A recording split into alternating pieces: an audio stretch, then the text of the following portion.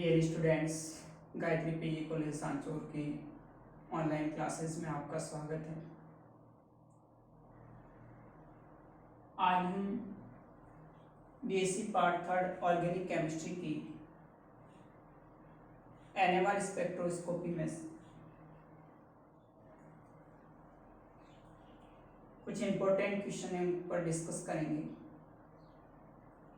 इससे पहले हमने दो वीडियोस में डिस्कस किया था, तो देखिए नेक्स्ट जो इम्पोर्टेंट सवाल एग्जाम में पूछा जाएगा वो है रासायनिक विस्थापन। केमिकल शिफ्ट क्या है? टीएमएस को मानक संदर्भ यौगिक के रूप में क्यों लिया जाता है?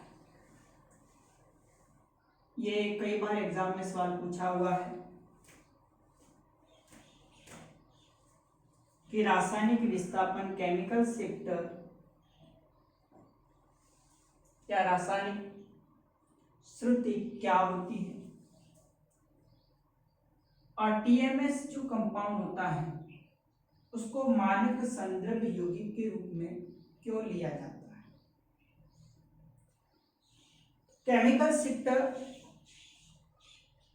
के बारे में मैंने आगे भी डिस्कस किया था। छोटा सवाल भी पूछ सकते हैं, इस तरह से बड़ा क्वेश्चन भी पूछा जा सकता है। कोई भी मॉलिक्यूल के अंदर एनएमआर स्पेक्ट्रोस्कोपी में उनके जो प्रोटॉन्स हैं वो न्यूक्लियर शील्डिंग और डिशील्डिंग इफेक्ट के कारण उनका जो एनएमआर संकेत होता है वो या तो निम्न क्षेत्र में या फिर उच्च क्षेत्र में अवशोषित हो जाता है, विस्थापित हो जाता है।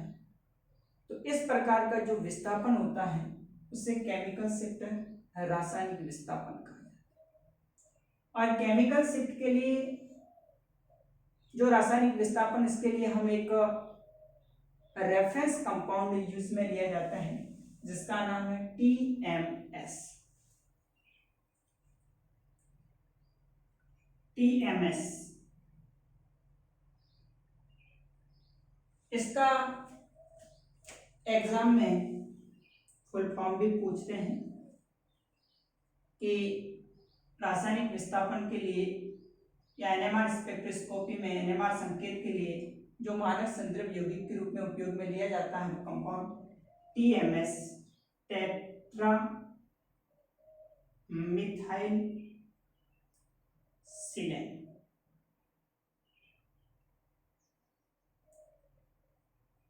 टेट्रामिथाइल 4 मैथिल ग्रुप सिलिकॉन परमाणु के साथ में जुड़े हुए, टेट्रामेथिल सिलेन। इसको मानक संदर्भ यौगिक के रूप में यानी स्टैंडर्ड रेफरेंस, स्टैंडर्ड जो कंपाउंड इसको क्यों लिया जाता है, तो इसके कुछ कारण हैं। तो देखिए इसमें रासायनिक विस्थापन प्रोटॉनों के एनएमआर संकेतों की स्थिति में परिरक्षण या विपरिरक्षण प्रभाव, शेडिंग इफेक्ट और डिशेडिंग इफेक्ट के कारण मानक संदर्भ यौगिक की तुलना में हुए विस्थापन को रासायनिक विस्थापन कहा जाता है। रासायनिक विस्थापन को साधारणतया डेल या टॉप एमएन से व्यक्त करते हैं। यानी जब कंपाउंड का हम एनएमआर संकेत लेते हैं, सिग्नल लेते हैं, तो उस कंपाउंड के अंदर या तो शेल्डिंग इफेक्ट या फिर डिशेल्डिंग इफेक्ट होता है, परिरक्षण प्रभाव और विपरिरक्षण प्रभाव, जो हमने नेक्स्ट वीडियोस में, आगे वाले वीडियोस में डिस्कस किया था। तो उसके कारण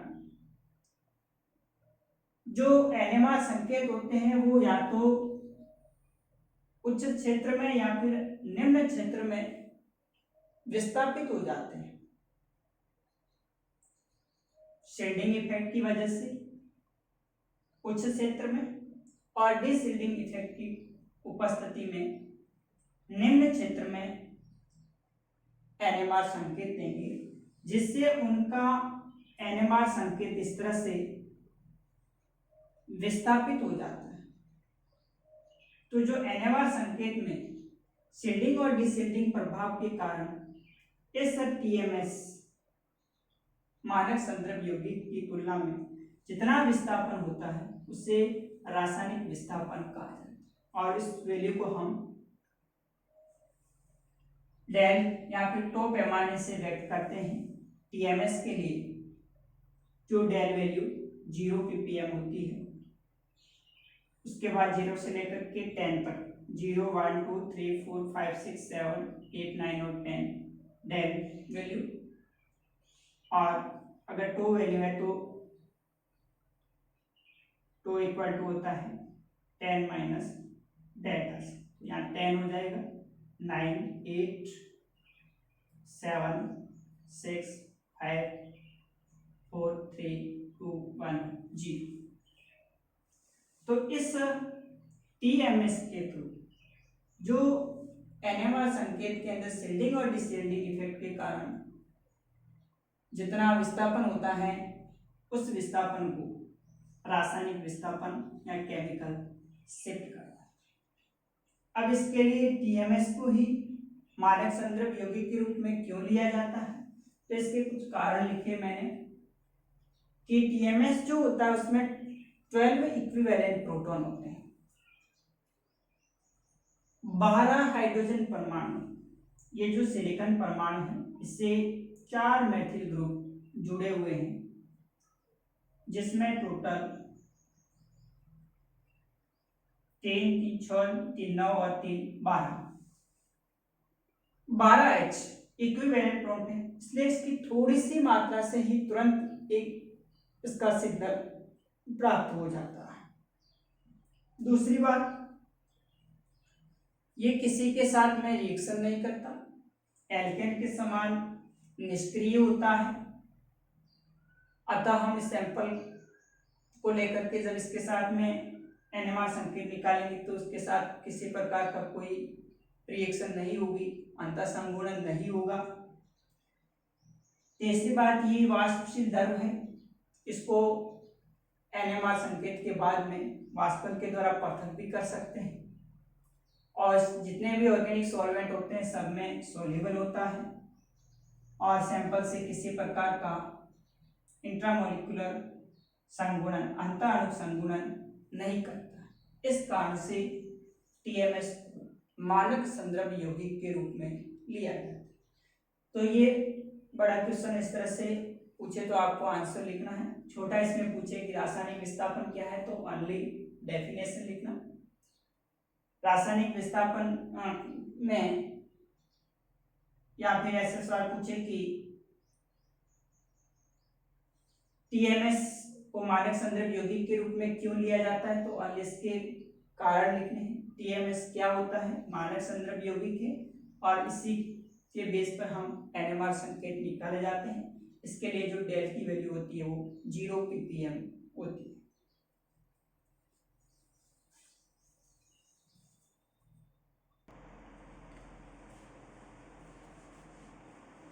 next question, spin spin splitting और कपलिंग को समझें, यानी चक्रण चक्रण विपाटन या युग्मन क्या होता है इसको समझाइए, इंपॉर्टेंट है। तो देखिए स्पिन स्पिन स्प्लिटिंग क्या होती है।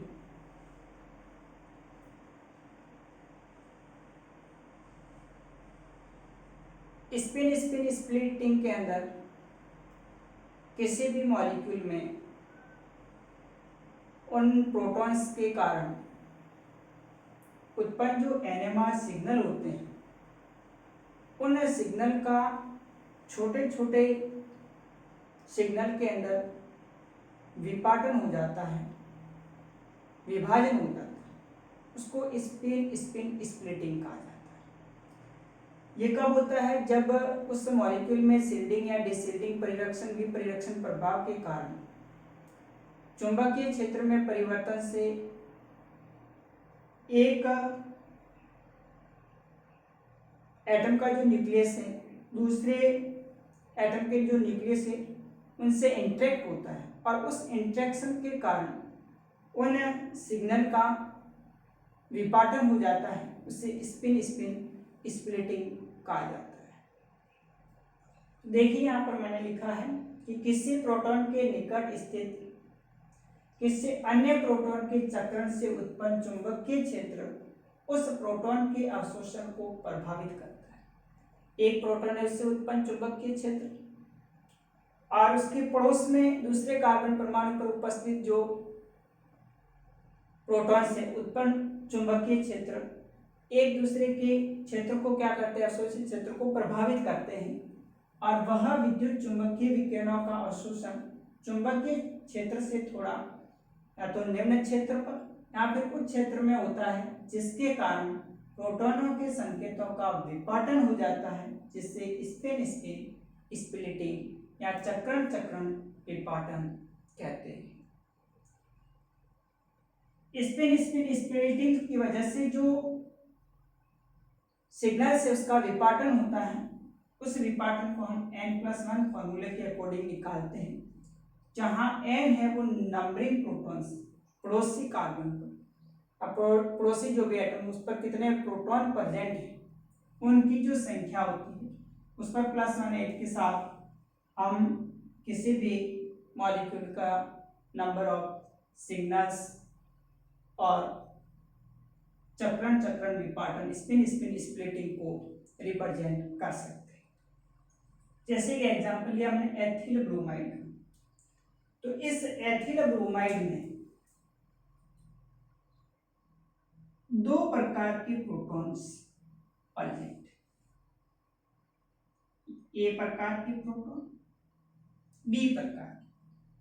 ए जो प्रकार के प्रोटॉन है वो मैथिलीन प्रोटॉन, मैथिल प्रोटॉन है,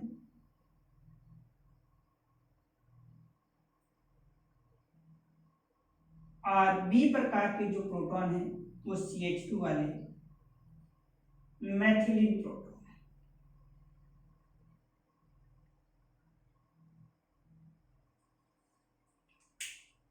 अतः ये कंपाउंड एथिल ब्रोमाइड दो NMR संकेत देता है, टू सिग्नल, क्योंकि इसमें दो प्रकार के प्रोटॉन्स, CH3 ए प्रकार के प्रोटॉन NMR संकेत देंगे और CH2 बी प्रकार की जो प्रोटॉन है एक NMR संकेत, तो CH3 CH2 Br दो प्रकार के NMR संकेत। अब क्या होता है कि जो दो सिग्नल्स प्राप्त होते हैं उनका पुनः छोटे छोटे शिखरों के अंदर और विपाटन हो जाता है, जिसको हम स्पिन स्पिन स्प्लिटिंग कहते हैं। तो इस मैथिल समूह के पड़ोस में उपस्थित जो CH2 है मैथिलीन प्रोटॉन, ये मैथिलीन प्रोटॉन इस CH3 के प्रोटॉन को इंटरेक्ट करेंगे, इनके चुंबकीय जो क्षेत्र है उसको प्रभावित करेंगी, जिससे इस तीन प्रोटॉन से उत्पन्न जो सिग्नल आएगा उसका क्या हो जाता है, विपाटन। तो ये 3 प्रोटॉन्स इसके पड़ोस में ए वाले मैथिल समूह के पड़ोस में दो प्रकार के प्रोटॉन हैं, तो जो ए प्रकार के प्रोटॉन होंगे वो 2+1 3 NMR सिग्नल में विपाटन होगा। देखिए ये 3 प्रोटॉन्स ए प्रकार के, जिसमें आप देखें 3 जो NMR संकेत है उसका स्प्लिटिंग होकर के 3 सिग्नल्स प्राप्त हुए, जिसका इंटेंसिटी जो रेशियो होता है तीव्रता अनुपात 1:2:1।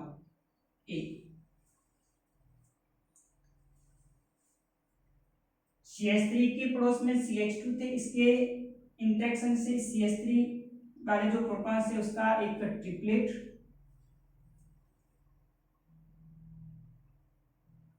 ट्रिक प्राप्त होता है, और इस मैथिलीन समूह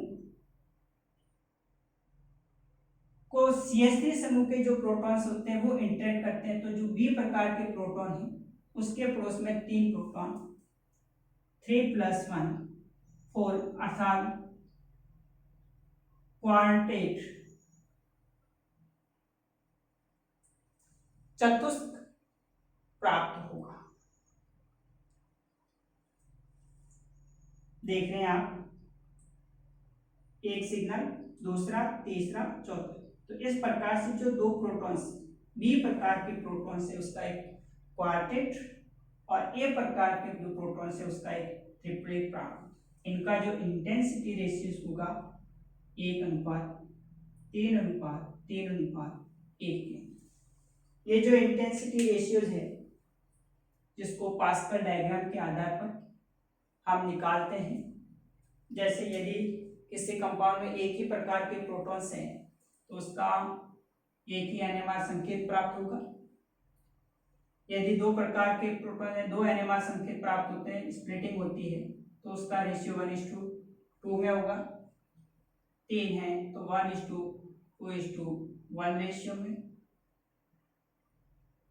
4 संकेत प्राप्त होते हैं तो 1:3:3:1 रेशियो।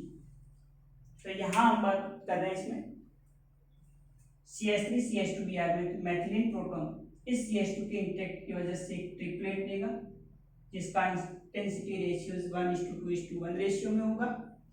और इस CH2 के जो प्रोटॉन होते हैं वो मैथिलीन प्रोटॉन के द्वारा इंटरेक्ट होते हैं, इनके स्प्लिटिंग से एक क्वार्टेट प्राप्त होगा जिसका रेशियो 1:3:3:1 रेशियो में प्राप्त।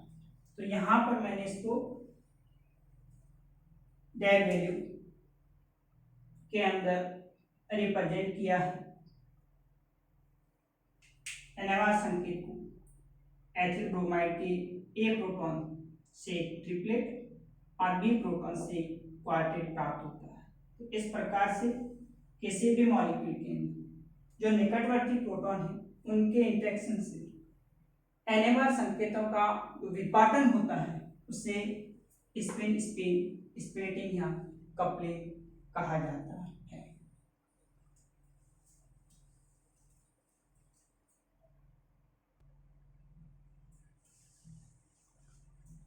नेक्स्ट अगला क्वेश्चन है कपलिंग कांस्टेंट, युग्मन स्थिरांक क्या होता है। छोटा भी सवाल पूछ सकते हैं, बड़ा भी पूछ सकते हैं, युग्मन स्थिरांक है इस पर टिप्पणी लिखिए, संक्षिप्त शॉर्ट नोट पूछ सकते हैं। कपलिंग कांस्टेंट क्या होता है, तो अभी हमने बात की थी कि जो प्रोटॉन्स होते हैं वो आपस में इंटरेक्शन के कारण उनकी स्प्लिटिंग होती है जिससे स्पिन स्प्लिटिंग कहा जाता है, और स्प्लिटिंग के कारण एनएमआर संकेतों का विपाटन हो जाता है। विपाटन के बाद जो एनएमआर सिग्नल के विपाटन के बाद उन सिग्नल के जो शिखर होते हैं उनके केंद्रों के बीच की जो दूरी होती है, जैसे डबलेट है, और उस डबलेट के अंदर ये जो दो एनएमआर संकेत हैं, इन एनएमआर संकेत के अंदर इन दो सिग्नल के जो टॉप शिखर जो होते हैं उनके बीच की जो डिस्टेंस होती है, इस डिस्टेंस को युग्मन स्थिरांक कहा जाता है। तो किसी यानी मल्टीप्लेट के निकटतम दो शिखरों के केंद्रों के बीच की दूरी को युग्मन स्थिरांक कपलिंग कांस्टेंट कहते हैं।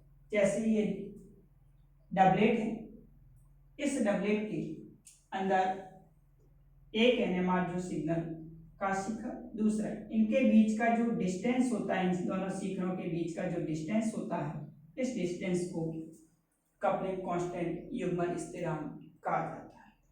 इसको हम जे के द्वारा दर्शाते हैं।